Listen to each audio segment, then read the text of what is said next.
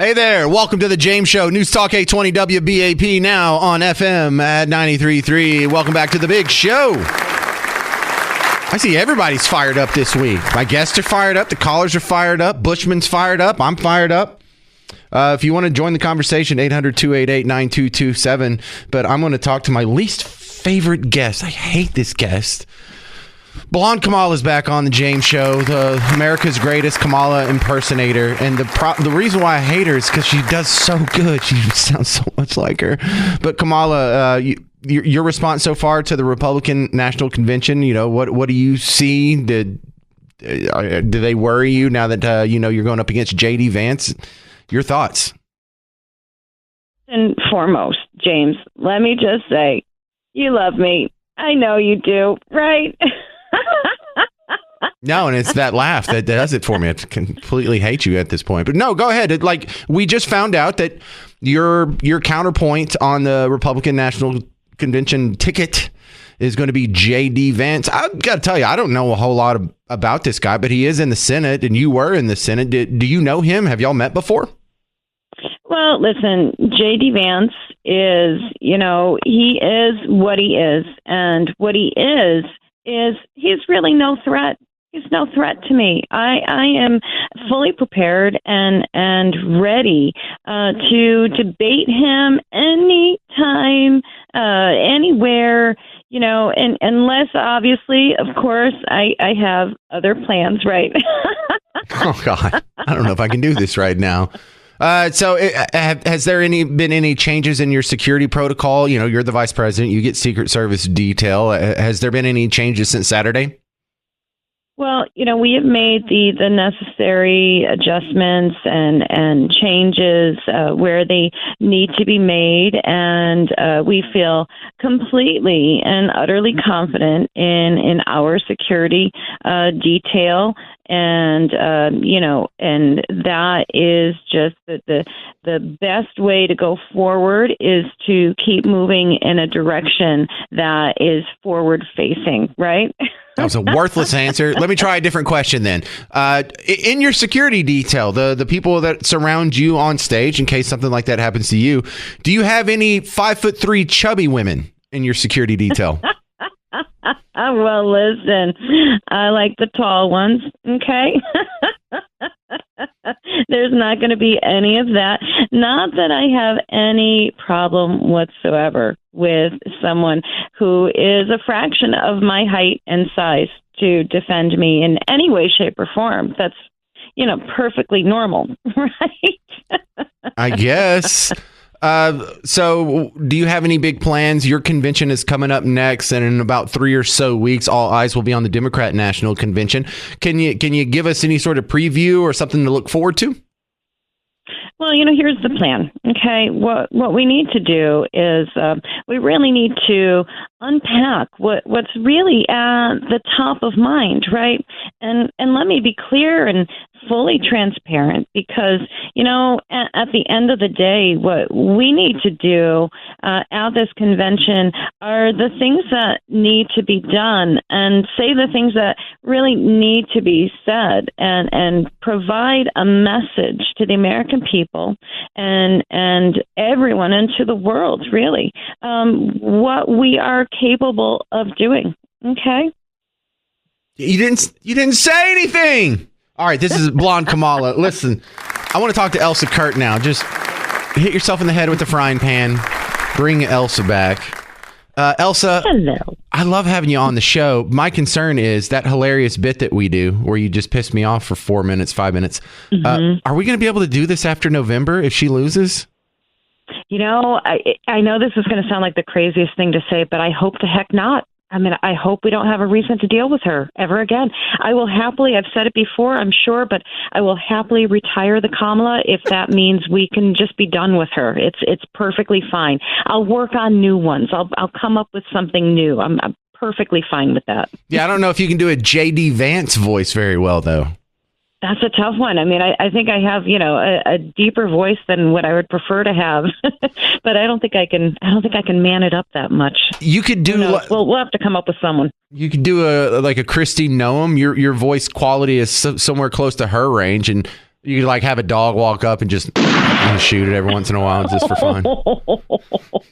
Yeah, talk about shooting yourself in the foot there. That was oof. Oh yeah, but listen, move. I grew up on a farm. Anybody from rural America knows that mercy killings are a fairly regular thing, as distasteful as they may be to our tenderfoot city slicking neighbors. Thank you very much, Kamala Harris, for coming back on the show. How do they find you outside of WBAP? Thank you so much. You can find me at elsakurt.com and across social media as Elsa Kurt Official. Yeah, and she's got a great little show where she does something that's kind of like the James Show. She sits around with the co-host and they talk about issues of the day. And she's more than just a funny girl who does a good impression. She's a nice little host, too. So go check her out. Elsa Kurt. You can also find her listed under The Blonde Kamala. When we return, I'm talking to you. We've got a couple of calls lined up here, but if you want to get in line, got a lot to talk about. 800-288-9227. 800-288-9227. Call me. Look, just be careful if you're driving and you can use like hands-free, or more importantly, the most dangerous thing is if you're on a sloped roof, if you could be like super duper duper careful, because you know that's so dangerous. This is the James Show. News Talk 820 WBAP, now on FM at 93.3. Hey there, welcome to the James Show. It's News Talk 820 WBAP, now on FM at 93.3. Welcome back to the big show. Richard on Facebook says, you don't look nearly as badass in person as your cartoon self. There's a logo of me that I use online. It's like an AI comic book version of me. And yes, I don't look nearly as cool as that, but I click through to your Facebook profile and you look just as dumpy and old as I do, sir. So thank you, Richard, for your feedback. He's right. I don't look nearly as intimidating as my comic book logo.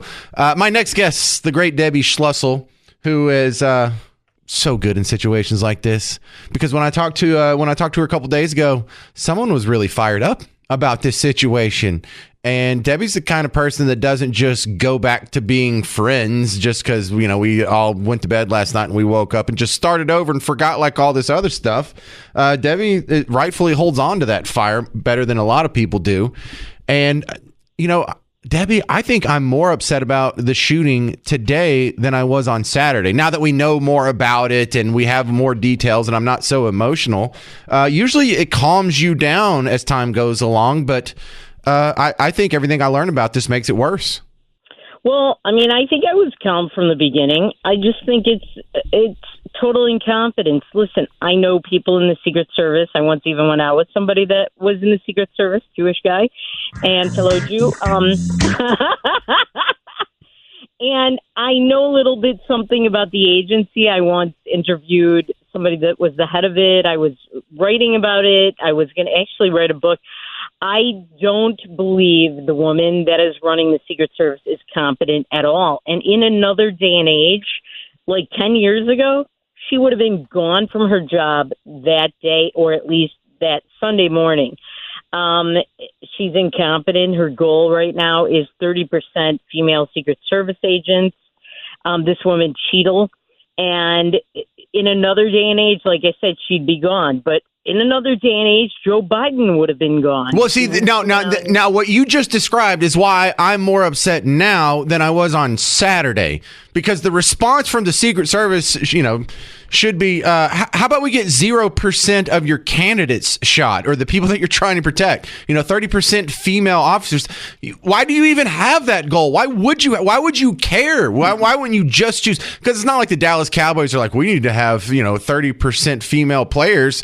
No, you put the people out there who make your team the best, the biggest, the strongest, the fastest. And if it happens to be all dudes, so what? That Exactly. It should be like a football team, not like a Disney movie. I agree, absolutely. But this has been a growing goal in the Secret Service for years, even during the Trump administration. I guarantee you, if we look at those three women whose job apparently was to close the door of the SUV once their protectee was shot, and blood was going down his face. I bet if I look at those three women, I'll bet you they probably became Secret Service agents either during the Trump administration or before, during the Obama administration, because you don't get to be on the PPD, the President's Personal Detail, or President's Protective Detail, if you just join the Secret Service. You just don't. And those women, I bet, have been around a few years, maybe not a long, long time because they didn't look that old, but that's been the goal of the Secret Service. It hasn't been protecting the president. And, I used to work for a congressman named Phil Crane. He passed away, but he was the founder of what was the forerunner to the caucus that, what is it, the Freedom Caucus? Yes. He was the founder of what was called the Republican Study Committee, and that was the Freedom Caucus before there was a Freedom Caucus. Phil Crane. He ran for president to the right of Reagan in 1979. And he always said that the Secret Service are a bunch of government bureaucrats like everybody else. If their protectee gets shot, they just move on to the next detail that they're on and the next the protectee. Nothing happens to them, and nothing will happen to anybody, even though they did not check the perimeter. And I said this in my tweets on Saturday night, that it was an epic failure because they're saying they didn't have to check the buildings. Come on, the tops of buildings, there were always snipers on all these buildings. How could they have let this area go unsupervised, unwatched? How could they have let that happen? And not only that, but there were something like 8 to 10 bullets that this guy shot off before he was killed. There were at least 4 people that took bullets, Trump and the one person that died, and then the 2 people that were in critical condition. They absolutely failed miserably. They didn't do their job, and a lot of people should be fired, but they're government bureaucrats, as Phil Crane said. He said they'll never lose their jobs, and he wanted to hire a private agency to protect them. And, Richard Nixon was the only former president that he gave up his Secret Service detail, and instead he hired his own private security firm. And a lot of people hated Nixon. Nothing ever happened to him. And if you look at these private security firms, for example, Blackwater, that became a million other names because they were so defamed they kept changing their name. For all the abuse they got and criticism, they never lost a protectee in Iraq or Afghanistan. And in fact, the government had a lot of protectees that were killed. They weren't, look at those 4 men that were burnt to a crisp, unfortunately, in Iraq at the beginning. Those were government contractors, and they weren't protected adequately. Private firms, they are judged on the free market with free market standards. They have to compete. They cannot lose a protectee. They cannot get somebody shot through the air, even an inch away from being killed. And I remember when Jimmy Carter was president, his Secret Service detail, I was, a young kid, but I remember they had these T-shirts for their softball team that showed a picture of the presidential seal with bullet holes in it because they didn't like Jimmy Carter. They didn't want to take the bullet for him, even though that was their job. And their slogan on the back said, "You elect them, we protect them." And then it had the presidential seal with bullets through. And they got in big trouble just for those T-shirts. They're not even getting in trouble for a guy getting shot, an inch of dying. Yeah, all right. Would have been killed. Now, I tried to be, I don't want to say progressive, but it's 2024, and I don't want to be a caveman. I'm not a troglodyte. Women should be able to serve in some of these roles where they were previously excluded, and maybe even there's a place for a woman to be on the Secret Service detail. But shouldn't she be tall? Shouldn't she be like a Brittany Griner looking woman instead of, because they had like a 5'4" chubby girl, and I'm not picking on her because she's out of shape, but shouldn't you at least be able to not have so much fat it blocks your holster from putting your little 380 back in or whatever that tiny little gun was? That can't be right, having a 5'4" chubby lady trying to be the meat shield for a 6'3" presidential candidate. Well, I agree, absolutely. And, it is a paramilitary organization. It's not the U.S. military, so people got mad at me for attacking this whole thing. And they said, they're serving the country. They're not serving the country. It's a job. They're getting paid really good money. Some of them make $200,000, all right? Dang. They're not getting military pay, okay? It's a good job. They're well paid. And they have certain physical standards they have to live up to. Those she doesn't. Standards, They've been lowered to bring more women in, just like they've done this in the military and like they've done it in other federal law enforcement agencies. And it used to be in the Secret Service that you would have to live up to standards and you would get tested every year or every couple of years or so. They're not doing that anymore, even for the men either. And this agency used to be an elite agency. Now, after 9/11 even, and that's a long time ago now. It's well over 2 decades. Yeah. After 9/11, they found that there were people who were charged with attempted murder, people who were convicted rapists, who had gotten into the Secret Service because of affirmative action and other standards being lowered. So it is no longer an elite organization. It's really average people, and we saw that. I mean, the failure... We did. They should all be Adonises up there. It should be like the Dallas Cowboys defensive line. The next Secret Service agent that like surrounds the president, it should look like DeMarcus Lawrence and Micah Parsons and that whole crew. Not like my 6th grade math teacher, Miss Blundell. That's what it looked like. It's like who gave Miss Blundell a 380? Well, I'm sorry. I want to say one other thing about this. 30 seconds. They said the Secret Service is spread thin. It is. They're now guarding vice presidential grandchildren. That should not be happening.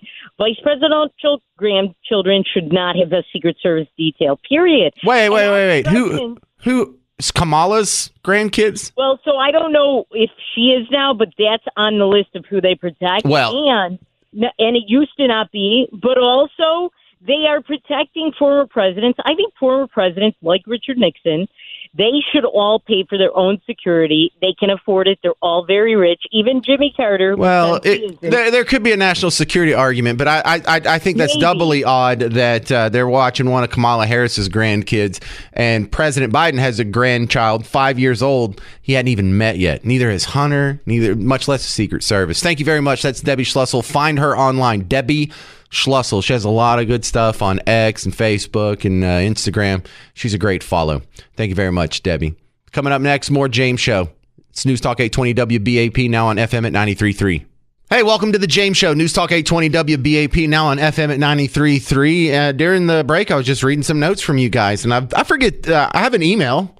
It seems like the sort of the caveman way to communicate now. Like when I first started in radio, there was still a few people disappearing over the horizon, old people, prisoners, that would send in like physical mail. Well, I haven't got one of those in like 20 years. Then it evolved to email, and then it got involved to social media, and now it's all like most of my communication with you or people like you is Facebook Instant Messenger, the messages on Instagram or some other platform, the direct messages in Twitter. However you get a message to me, I like reading them. And you can do that too. I just don't mention the email quite a bit. It's easy to remember, James at WBAP.com. All right, if you want to call in, it's 800-288-9227. We're going to go to the phones here. Starting off with Casey in Princeton. You're on WBAP. What do you think? Man, so I was listening to you earlier, and you're the whole cash your chicken or eat your chickens before they hatch, however you want to say it. I'm inclined to agree with you, but that would be in a fair election or in a perfect world. I don't have anybody that's been able to convince me that this wasn't stolen back in 2020 and what's to prevent it from happening again. Yeah, so my best theory against that is sort of the 9/11 example. For all of our entire lives, planes were getting hijacked on a semi-regular basis. And in fact, I think the peak of it was like in the 70s, wasn't it? But there hasn't been any plane hijackings since really 9/11. Why is that? It's because the American people, or just the people at large, aren't going to tolerate that anymore.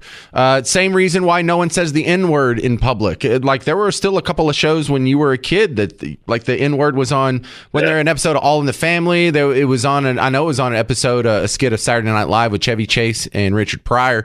But it's not illegal to say the N-word. It just, we don't put up with it anymore. Someone will punch you in the face, or you'll get fired, or there's just negative consequences. I would never work in radio again if I started throwing that around.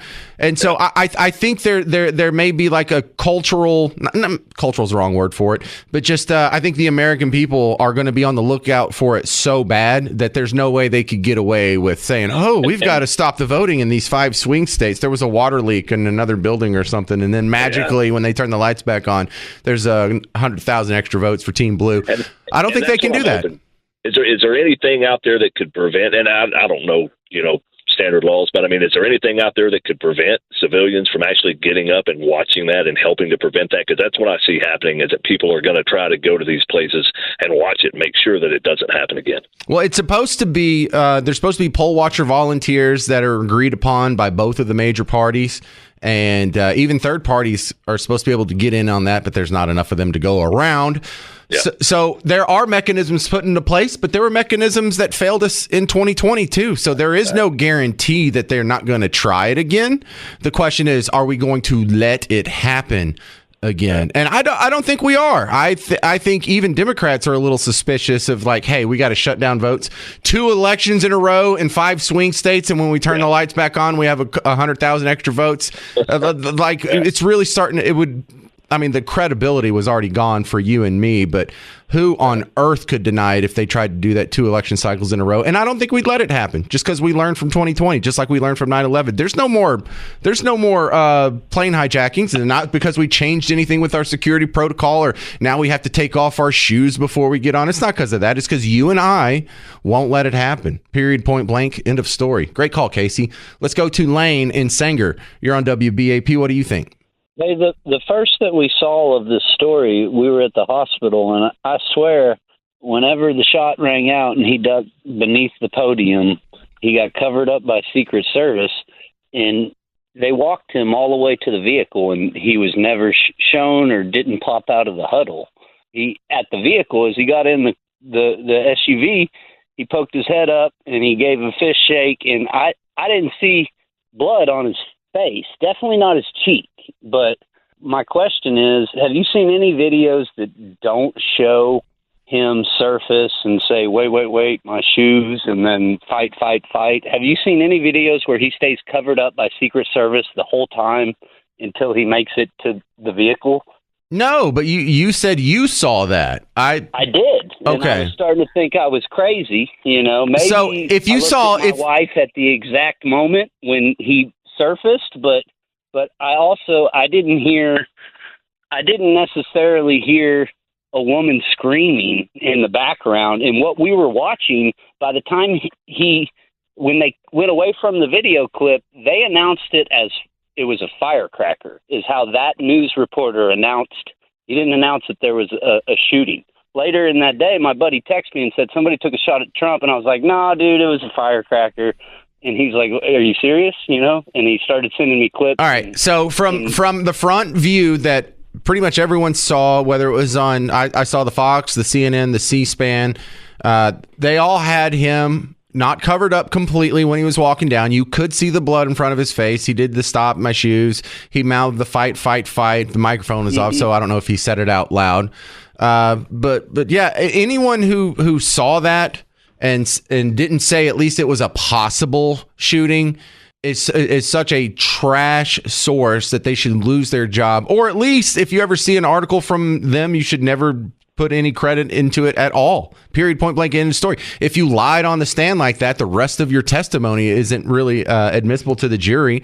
And so the frustrating part is all these people that got it so wrong, they all still have their job. I mean, how about at least a public apology? How about just a little bit of contrition for doing such a terrible job at your job? I mean, it's your job to describe to the American public what's going on in Butler, Pennsylvania. And after you saw that minute and a half of audio, you're like, oh, there were some loud popping noises. Oh, the Trump was escorted off stage after he fell down. You're not just a bad reporter, you're also a trash human being. Coming up next on The James Show, we're going to talk to a plastic surgeon and ask him, how much would it cost to fix Trump's ear? Is this like a Evander Holyfield situation? Is it even worth fixing? Is that even something they do? We'll find out next on The James Show. News Talk 820 WBAP, now on FM at 93.3. Hey there, welcome back to The James Show. News Talk 820 WBAP, now on FM at 93.3. So much going on in the world. I want to talk to you about it. 800-288-9227, 800-288-9227. We're learning more about the attempted assassination that happened on Saturday. Every day, a little bit more. It seems like almost every newscast, Eric Bushman has something new. We also have the RNC going on tonight. J.D. Vance is supposed to get up on stage and give his first big speech as the vice presidential pick for the ticket. And there's about 28 other things going on. Like coming up, I want to talk about that Dallas cop, the one who made the joke about should aim better, her. And I'm not saying what he said was right, but I'm going to give him sort of a defense. Anyway, so much to talk about. Feel free to jump in. 800-288-9227. 800-288-9227. Let's go to Charlie. This is Charlie in Paris. You're on WBAP. What do you think, sir? Hey, James, I just have a why question I don't think anybody's answered yet. Why did his parents call the police? Is this something he had talked about? Is it something maybe they discussed with him? Yeah, all I heard is were they in on the plan? No, that sounds like they're not in on the plan, or they'd have kept their damn mouth shut. It sounds like that they had some sort of inkling that he was crazy and about to do something crazy because they couldn't find him. That's all I've heard, and I don't know anything deeper than that. Seriously. Yeah, it seems like to me that they came to that decision when they couldn't find him that day. They knew that something was up, maybe. They knew that they had a crazy kid, sure, but I don't think they knew that he was going to take a shot at Trump. That's why you got to stay tuned. As soon as it comes out, I'll probably hear from Eric Bushman, and you'll hear it from him too. All right, James. To me, it just sounds odd that a parent would understandable come home, find their kids not there. It is. You're absolutely right to be skeptical. I just wanted to take your call because that was an easy, quick one. To my next guest, Dr. Bruce Herman. He's a plastic surgeon, and one of the questions that's been lost. We're trying to answer so many questions, like what happened to the security detail, or medically speaking, what happened to Trump. But let's talk about putting him on the mend. As a plastic surgeon, how much do you think it would cost to fix his ear, or is it even fixable?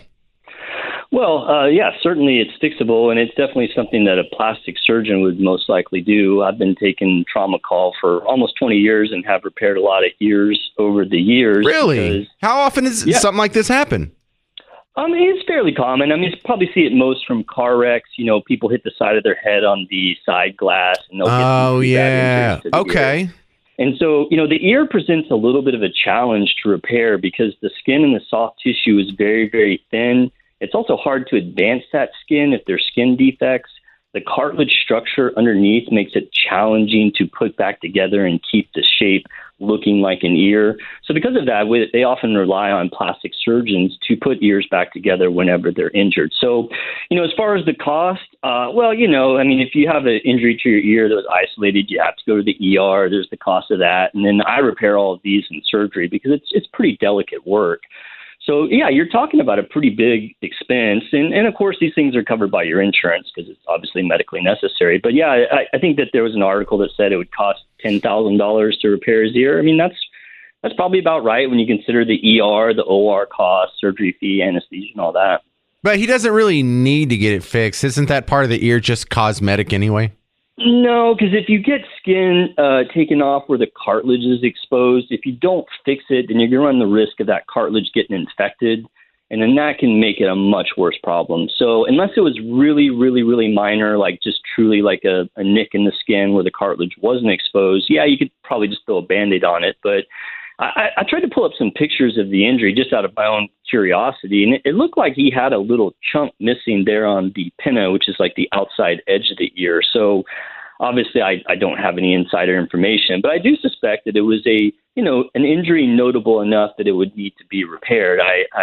I don't think that they would just toss like a bandage on it. But yeah, I think they would probably use that mesh stuff for like when you have a hole in your drywall, you just put it on there and spackle over it. Spackle it. Yeah. What do y'all use? Like, do y'all use some sort of like composite or polymer or some big word I don't know of?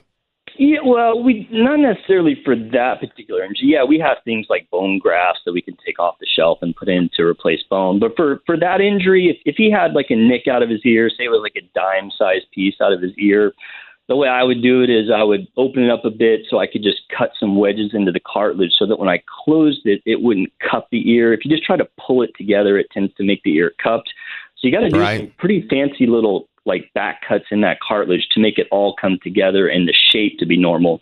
For a plastic surgeon, that's fairly straightforward and something that we do fairly commonly. But yeah, I mean, for your average ER doctor, that could be a pretty challenging closure. And that's why they rely on us to do those things. Well, this makes history as the most famous ear injury and supplants the previous most famous ear injury of Evander Holyfield. Yes, you knew. Is that just renowned in like plastic surgeon circles, the Holyfield ear situation? Yeah, I mean, I don't know. I mean, obviously I grew up watching Mike Tyson, so I'm definitely tuned into that. But yeah, man, I wish I could have repaired that ear. I'd love to be the guy who fixed Trump's ear or Holyfield's ear for that matter. But unfortunately, they didn't give me a call. All right, Dr. Bruce Herman, good chat, sir. Anyone else need to get their ear fixed? Maybe you can call Bruce. He does. You do fix ears, like, right? If Trump came to you, you could fix this. Oh. And I would have jumped at the chance to do that. Yeah. I'm going to do a segment on his ear injury. I do a video podcast every week called Nip Talk. So I'm going to do a segment on Friday about this. Just if anybody's interested in more information, they can find that on YouTube. That is such a brilliant name, Nip Talk. Is that what it is? Nip Talk. Yeah, Nip Talk. All right, send me the episode where you talk about his ear, James at WBAP.com. And okay, definitely. Maybe we'll share some of that on the show. Well, it was good talking to you, Doctor. Yeah, thank you so much for having me. Have a great day. All right, Trey, that's your lead in. This is Trey in Duncanville. You're on the James Show on WBAP. What do you think, sir? Yes, sir. Even as a loyal Trump supporter from day one, and with all due deference and respect, I think you and a lot of other people are making a big mistake by not focusing on the Congress, especially the Senate, because the Senate has the last say who gets to serve on the federal judiciary, especially the Supreme Court. There are 3 possible openings on the Supreme Court, with possible retirements of Clarence Thomas, Sam Alito, and possibly Sonia Sotomayor. There also may be the retirement of Kagan. So whoever's president, they have a possibility of nominating up to 4 nominees on the Supreme Court. And I think that's extremely important, just almost as much as national security. And the Senate has the last say who gets to be on the federal judiciary. If you recall, Robert Bork was torpedoed and denied by the Democrats when Reagan was president. And that's something we should always keep in mind. All good warnings. I'm not going to push back on any of that, Trey. I think you're right. Just as important as Trump winning, if he doesn't win the Senate or if he loses control of the House, that really blunts what he can get done. Look, the concern is, though, that he had a similar mandate. He had the House and Senate and was running the show until McCain died. And he didn't get a whole lot done. He didn't get Obamacare repealed. He didn't balance the budget. Look, I want to be optimistic, but I don't want to be too optimistic. And I appreciate you tamping down my enthusiasm, because earlier in the show, I'm still enthusiastic about, look, he's going to win the election. It's all over but the crying. I don't see how he messes up being president. But yeah, that doesn't necessarily mean that all of our wish list of policy positions are going to come true. So you're right to tamper my enthusiasm. I'll take it, Trey. Well, I wasn't trying to put a wet blanket on you or anything. It's just something we have to be aware of. That's all. No, hey, sometimes I need a wet blanket. Right? Well, I would be extremely disappointed if Trump got to be president. He got stuck with a Democratic Senate and or a Democratic House. That would be a real bummer. It would. I totally agree. Thank you very much, Trey. I appreciate you calling down in Duncanville. If you want to be next, 800-288-WBAP, 800-288-9227. Coming up next, Debbie Schlussel on The James Show. It's News Talk 820 WBAP, now on FM at 93.3.